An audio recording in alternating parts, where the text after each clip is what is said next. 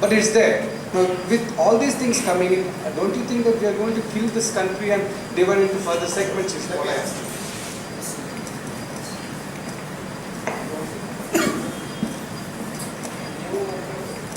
No, I think it's a valid point, but my answer to that is twofold. Firstly, as you said, these problems are already existing. So what I'm proposing is not creating the problem, these problems are already existing. The second thing is that if we don't have the crutch of English, actually learning languages between Indian states is actually not that difficult. People when they travel from, even now when people travel from one state to the other, in fact, if an IAS officer, they might be from a Bihar cadre, when he's posted in Tamil Nadu, he has to learn Tamil. It's part of the requirement.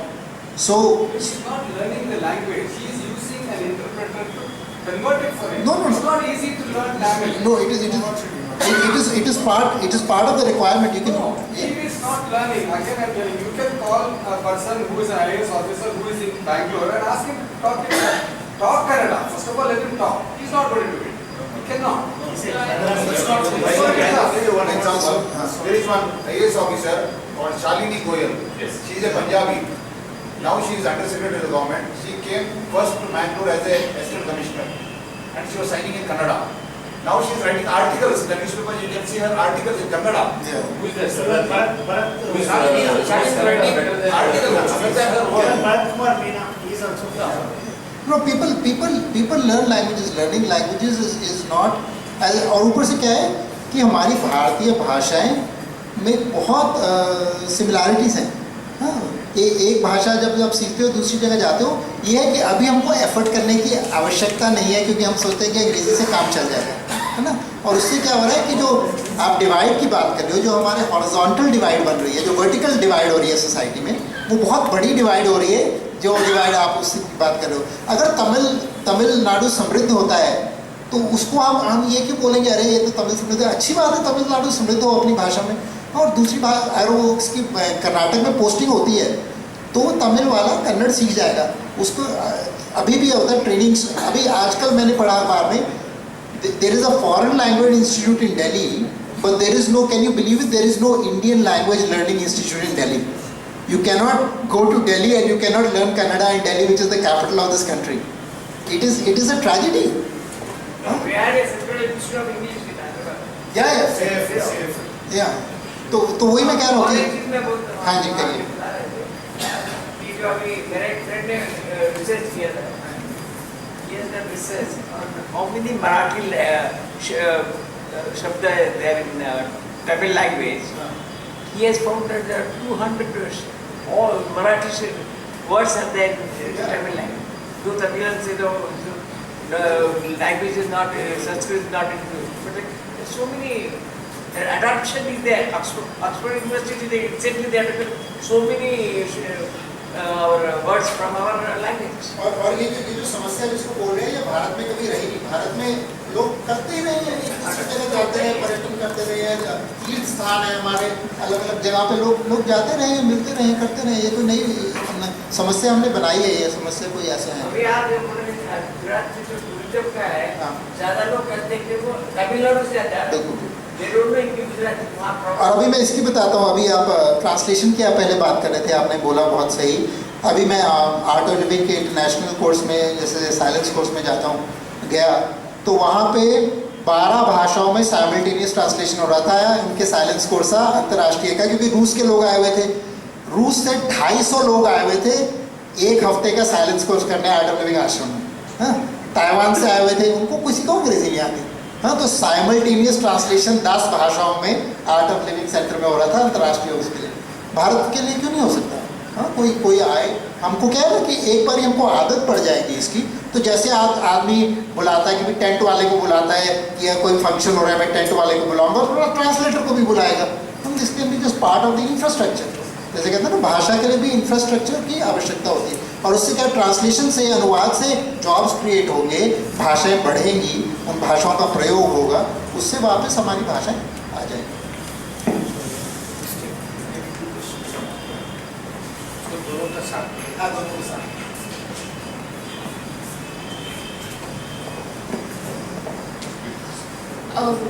Actually, though we keep talking about the English language and we speak in English language, it's most often, I'm sure most people around this room will agree that when you start thinking, your initial thought process is in your own mother tongue, right? So we try to convert that thought process into an English lingo and then, try to communicate it. All the while we've been kind of talking about what can be done, how can things be done. So everything starts at the ground level when you are a child, right? So what is it that you would recommend as a policy from a political willingness is a dependency for implementation of policies. But what is my question to you is, in your own thought process and out of the research that you have done, what should the schools be doing to make sure that every child has an opportunity to express his or her thought in his own mother tongue, right? So we come to school and we say you choose between Kannada or Hindi or Telugu depending on the state that we are going to get the child educated. But maybe the child is a Telugu living in Andhra Pradesh or now Telangana and hails from some other city. Are we giving that child an opportunity to learn their own mother tongue? So, we are missing the bus there itself. What should we be ideally doing to build it from ground level, right? Sorry, you're doing a really great job. The job you've taken is actually a patriotic job, I can say, bringing Samskriti back to our country. And as regards Sanskritam, we have been repeatedly saying on the subject. I'm sure everyone what Samskrita Bharati is doing. I'm a student. So Samskrita Bharati is now across the country, across the world now, spreading the message of Sanskritam and bringing back Samskriti, because Sanskritam is Samskriti. Without Sanskritam, perhaps Samskriti was not there at all across the country now. And on this subject, there was a question, what should be our roadmap to get back their Samskriti? And what is how we can go about between schools or between states, how to bring back Sanskritam, things like that now. What Samskrita Bharati, just a minute please. Samskrita Bharati is conducting Sambhashana Shibirams to spread Sanskritam. Since I am one of the volunteers to conduct Sanskritam Shibiram, what I can say is Sanskritam contains a lot of vocabulary which is common to several languages across the country now. So when I ask a person to say in Sanskritam, whether the person is mother tongue is Tamil or Telugu or Malayalam, he easily responds. A child of 6 years old, he can speak in Sanskritam now. I teach Sanskritam in the school here now. A Muslim came here, his name was Sulaiman. I told him, Mama Nama Rabagaraha. Bhavadaha Nama came, he said, Mama Nama Sulaimanaha. So it's not encouraged only across our religions, across caste, creed, across status. Everyone can learn Sanskritam. It's not difficult at all. So there's more needs to be done in Sanskritam. That's one thing. And in your web pages, what I can see is everywhere. Please don't mistake me. Everywhere it's in Sanskrit. Sanskrit is an anglicized term for Sanskritam. I request you to make it Sanskrit, please. Thank you.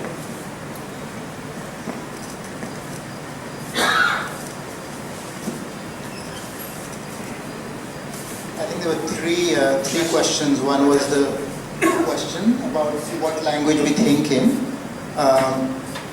and secondly, what do we do when you have a minority in a state that comes from another language, and the third one is the Sanskrit one. So सोचने की भाषा, हाँ, अधिकतर सोचने की भाषा हमारी अपनी मातृभाषा में ही सोचते हैं, और सोचने से भी ज़्यादा अधिक जो हमारे जज्बात हैं, हमारी फीलिंग्स हैं, हाँ, वो हमारे को मातृभाषा में आती हैं. बल्कि एक अभी there is a study which has come out which says that we make poorer moral decisions in a foreign language. So when we are actually operating in a foreign language, we have a disconnect from our own moral nature. So we are making poorer moral decisions in a foreign language. So that's another very good reason. So as far as the linguistic minority in a state is concerned, I think हमको देखना पड़ेगा कि कितनी बड़ी है. जैसे बेंगलोर जैसा बड़ा शहर है, तो तो उसमें कन्नड़ा मीडियम स्कूल्स हो सकते हैं। अगर कोई बहुत बड़ी तेलुगु पॉपुलेशन है तो कोई तेलुगु स्कूल हो सकता है, पेरेंट्स भेज सकते हैं उसमें अगर भेजना चाहें। बॉम्बे में that Kannada option. Medium school था, हाँ। बॉम्बे में कन्नड़ा मीडियम हाँ, बॉम्बे में कन्नड़ा में तो हाँ वो ऑप्शन हो सकती है, लेकिन मेरी अधिकतर मेरा ये मत है कि आप जहाँ पे रहें आपको उसकी भाषा सीखनी चाहिए, है ना। तो आप अगर कर्नाटक में रह रहे हो तो आप चाहे दिल्ली से आए हो चाहे पंजाब से आए हो, आपको कन्नड़ सीखनी चाहिए। वहाँ महाराष्ट्र में बड़ा आंदोलन रहा कि ये सब बिहारी आ गए, मराठी जा रही है, ऐसे वैसे रहा, कुछ जिंगोइस्ट भी हो सकता है, लेकिन उनकी एक बात सही है कि आप महाराष्ट्र में रह रहे हैं, आप मराठी भाषा सीखिए ना। तो इसी दिशा में जाए, क्योंकि भाषा हमेशा उसका लोकेलिटी होती है। हमारी सारी भाषाओं का एक वो होता है, घेरा होता है जिसमें वो चलती हैं, तो वो करना चाहिए। तो आपका सवाल था संस्कृतम का, मैं आपसे बिल्कुल सहमत हूँ संस्कृतम के बारे में। आपको पता ही होगा सब काफ़ी लोगों को कि कॉन्स्टिट्यूशन असेंबली में बहुत बड़ा डिबेट था संस्कृतम, हम भारत की राष्ट्रभाषा संस्कृतम हो या वो हो या हिंदी हो। तो उसमें एक दो वोट से हिंदी वाले संस्कृत वाले हार गए थे। तो मेरा यही मत है कि जो भाषा नीति मैंने सुझाई है उसमें क्या है कि शब्दावली संस्कृत से आ रही है, और अगर शब्दावली वहाँ से आएगी तो क्या होगा कि सहज ही जब सब बुद्धिजीवी अलग अलग प्रांतों से आएंगे और सब संस्कृत की शब्दावली का प्रयोग करेंगे तो सहज ही अपने आप वो हो जाएगा कि जो कॉमन लैंग्वेज है वो संस्कृत की ओर जाती रहेगी, है ना। तो rather than trying to force Sanskrit as a national language, what I'm trying to do is step backwards into it, make it a natural process. As more and more Sanskrit we are using, the more we'll go towards Sanskrit. And Sanskrit Bharti बहुत ही अच्छा काम कर रही है इसके लिए कि संस्कृत को सरल बनाने के लिए, संस्कृत को मनोरंजक बनाने के लिए, सीखने में कठिनाई ना हो, तो उसके लिए बहुत अच्छा काम है।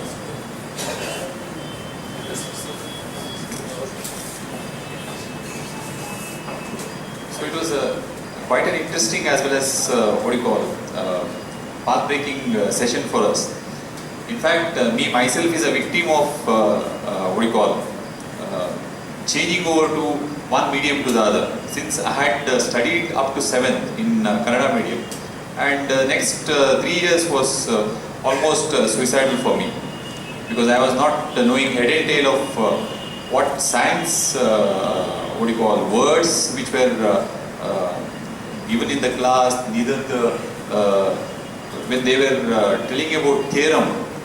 Till 7th I was knowing that the word for that was prameya, and suddenly it was theorem, and so many things. So it became just like what Sanuji said. The first 2 years were almost to the brim of bringing me from the first grade students were third grade student. So that is the kind of imbalance it could create within the minds of the students as well as the people who are studying. So if that is the case with me, what would happen to a poor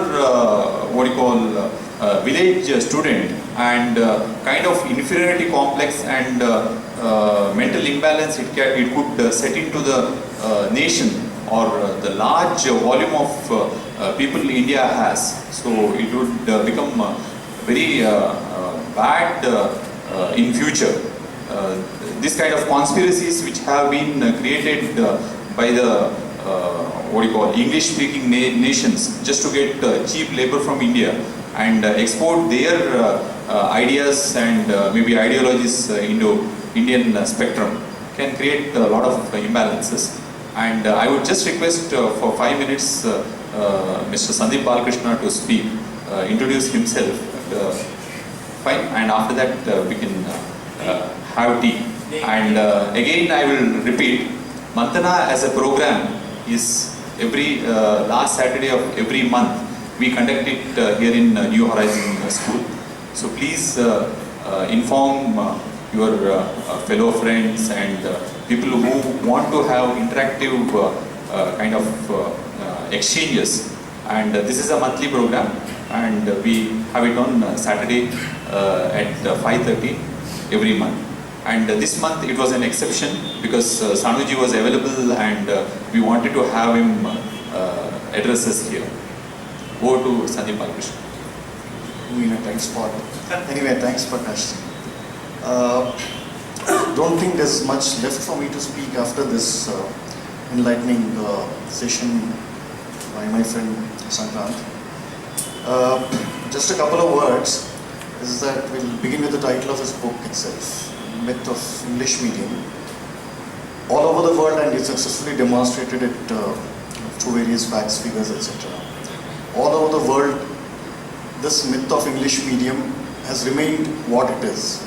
It's a myth, and they've accepted it as such, except that a few sections in India, a very powerful elite, so-called, that elite itself was constructed by this language, giving undue importance to English, thereby creating a class of what you call the English medium.